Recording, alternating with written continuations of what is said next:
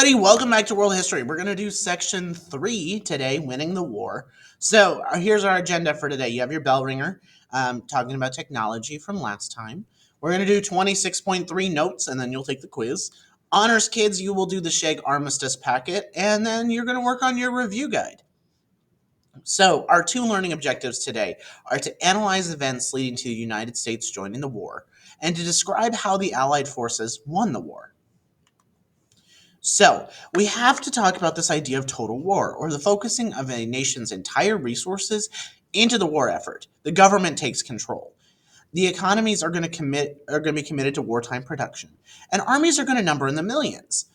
But they also need to recruit, arm, transport, and supply them. So some countries will institute the conscription or a draft, requiring all young men to be ready for military or other service. We still have this here today in the United States. Gentlemen, when you're 18, you are required to register with the Selective Service Act, the draft. I had to do it. You're going to have to do it too. In some places, they'll raise taxes, they'll borrow money, they'll heavily utilize rationing or fixed amounts of certain products to make sure goods are making it to the front. They're also going to fix prices and forbid labor strikes for the sake of, the country is at war.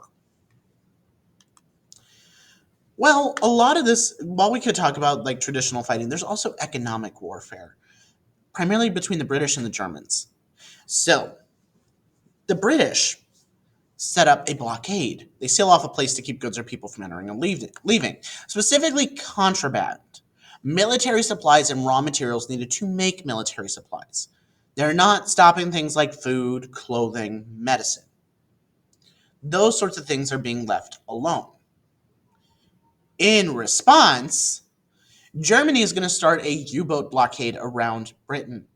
A major example of this is the RMS Lusitania, a British passenger liner which on May 7th, 1915 was attacked by a German U-boat and sank in 15 minutes. It sank really quickly, taking with it 128 Americans on board. They died. The United States, specifically President Wilson, threatened to cut off diplomatic relations. And Germany agreed to give warnings. Basically, any ship flying the British flag, we may sink you. This is restricted submarine warfare. They're not actually going to do that, though. They're also going to heavily rely on a propaganda war to control public opinion through censorship. Propaganda, to provide a definition, is the spreading of ideas to promote a cause or to damage an opposing cause. It motivates things like mobilization and highlights atrocities, or horrible acts committed against innocent people. A strong example of this is that Lusitania propaganda poster up there in the corner. I think I also have this. So, hey, look at this.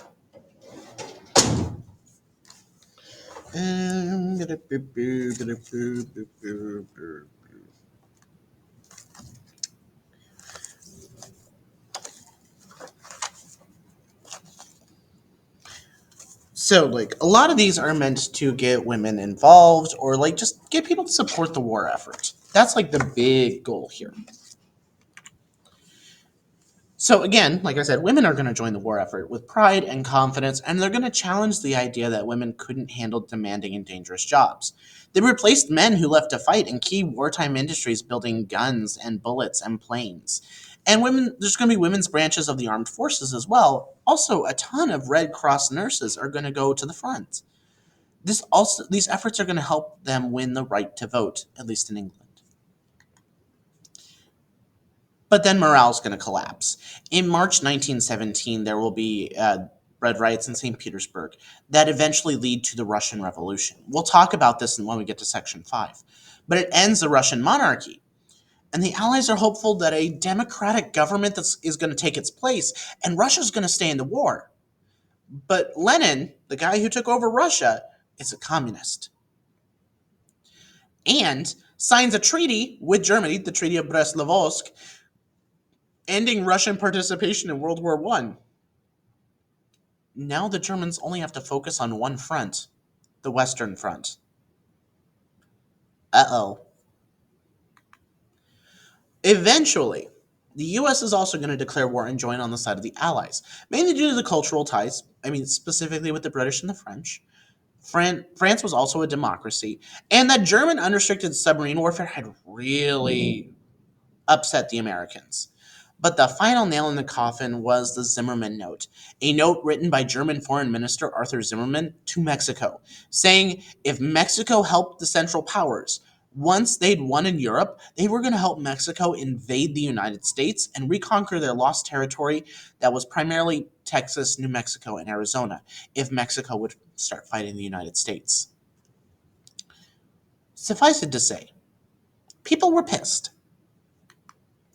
So they're going to declare war, and President Woodrow Wilson is going to declare war in April 1917 after approval from Congress, and claimed this is the Americans' goal was to make the world safe for democracy, and this was the war to end all wars. They were finally ready to enter by 1918, and this was served as a morale boost to the Allies.